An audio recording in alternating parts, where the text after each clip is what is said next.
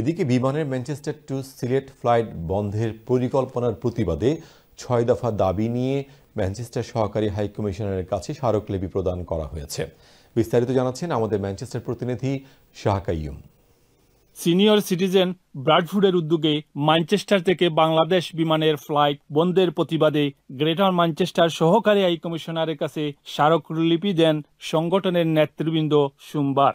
North ইংল্যান্ডের প্রবাসীদের সাথে একাত্মতা প্রকাশ করে বিভিন্ন দাবি তুলে ধরেন। আমরা ৬টা দফা আছে, দফাটা হইল গিয়া বিমান যে ম্যানচেস্টার সিলেটের ফ্লাইটটা পূর্ণবহাল তাৎপর্যটারে বাতিল করতা না, আর ভিসার ফিসটা কমাইবা লাগি, আমরা এনআইডি কার্ড সহজ করবা লাগি, আমরা পাওয়ার ফেটনিটা আর আগে যেরকম আছে ব্রিটিশ পাসপোর্টের ওটা লাগি। তারা ৬টি দাবি পেশ করলো এবং মাননীয় হাই কমিশনার সাহেব, অ্যাসিস্ট্যান্ট হাই কমিশনার সাহেব সাদরে সেগুলো গ্রহণ করেছেন এবং বলছেন যে ঊর্ধ্বতন কর্তৃপক্ষের কাছে এই মেসেজটা তারা পৌঁছে দিবেন।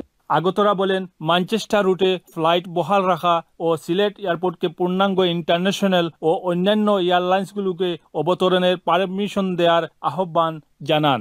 আন্তর্জাতিক বিমানবন্দর সিলেট দেওয়াই খালি শুধু মুখে, কিন্তু আমরা সব জাতর বিমান উঠার নামার ব্যবস্থা করে দেবই, তো এটা আমরা জোর দাবি। হাই কমিশনার এইসব দাবিগুলো বাংলাদেশ সরকারকে জানাবেন বলে আশ্বাস দেন। বেশ কিছু দাবি দেওয়া অলরেডি সরকারের বিবেচনাধীন রয়েছে, আমরাও সেই দাবিগুলো ইতিমধ্যেও পাঠিয়ে দিয়েছি। বিশেষ করে বিমানের ফ্লাইট চালু রাখার ব্যাপারে আমরা চিঠি লিখেছি। স্মারকলিপি প্রদানে উপস্থিত ছিলেন মোহাম্মদ আলী সালেক, সিরাজ মিয়া, আব্দুর রহিম মোল্লা, মনির পারভেজ, মাওলানা জাহাঙ্গীর, হেলাল উদ্দিন সারাও অন্যান্যরা। Shah Qayyum, channel S news, Manchester.